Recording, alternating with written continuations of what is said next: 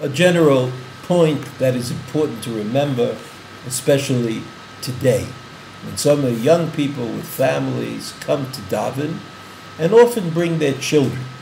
The Shulchan Aruch in Tzadi Vav, Seif Aleph, says that one of the things that you should not hold while you're davening is a kara mile'ah, a dish that is filled.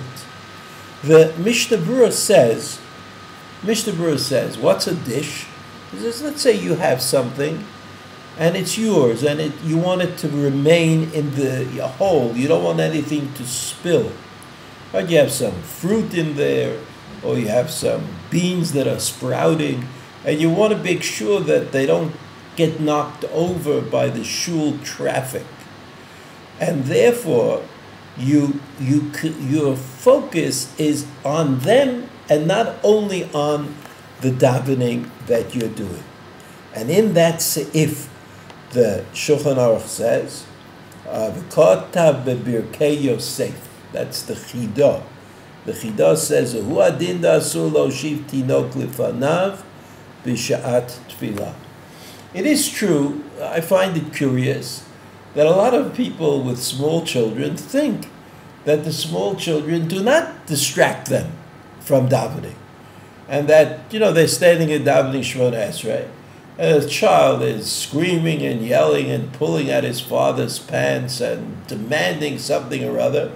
And the father thinks that this has no effect on his kavanah or his ability to daven. I want to say that this is far from certain. And either the father or the people standing next to that child will certainly be affected and unable to daven properly. And therefore, it's important to try not to daven with your small children nearby. They need attention, but davening also needs attention. And it doesn't seem that you can give proper attention to both simultaneously. Young people, I think, are ingenious enough to work out this problem on their own. What happens if you're davening at home and your phone rings? Your cell phone starts ringing and it doesn't stop. Just keeps ringing and keeps ringing. Or your basic phone gets, annoys you and annoys you. Or somebody's knocking at the door and you're standing Shemona Esrei.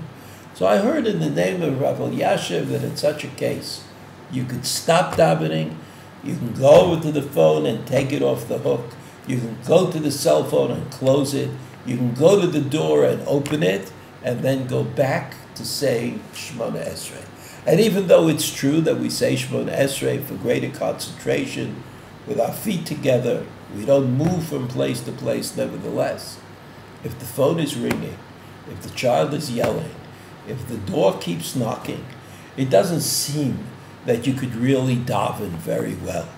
And the only question is, when you stop the ringing and close the door and move the child to a quieter place, then can you just continue the Shemona Esrei, or do you have to start the Shemona Esrei over again?